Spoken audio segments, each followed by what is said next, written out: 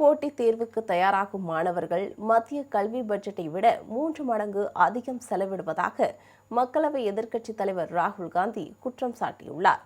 ராஜஸ்தான் மாநிலம் கோட்டாவில் நடைபெற்ற மாபெரும் பேரணியில் பேசிய அவர், இந்தியாவில் நீட், ஜேஇஇ, எஸ்எஸ்சி, யுபிஎஸ்சி மற்றும் ஆர்ஆர்பி ஆகிய 5 முக்கிய போட்டித் தேர்வுகளுக்கு தயாராவதற்காக மட்டுமே மாணவர்களும் அவர்களது குடும்பத்தினரும் ஆண்டுதோறும் சுமார் 3.5 லட்சம் கோடி ரூபாய் வரை செலவிடுவதாக குற்றம் சாட்டினார்.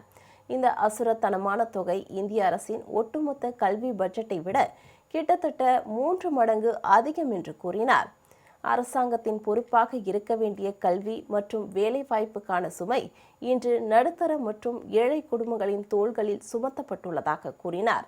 ஆனால் இவ்வளவு பெரிய தொகையை செலவழித்த பிறகும் கோடிக்கணக்கான இளைஞர்களுக்கு பிரதிபலனாக கடுமையான மன அழுத்தம், எதிர்காலம் குறித்த நிச்சயமற்ற தன்மை, வேலையின்மை மற்றும் சிதைந்து போகும் கனவுகள் மட்டுமே கிடைப்பதாக கவலை தெரிவித்தார்.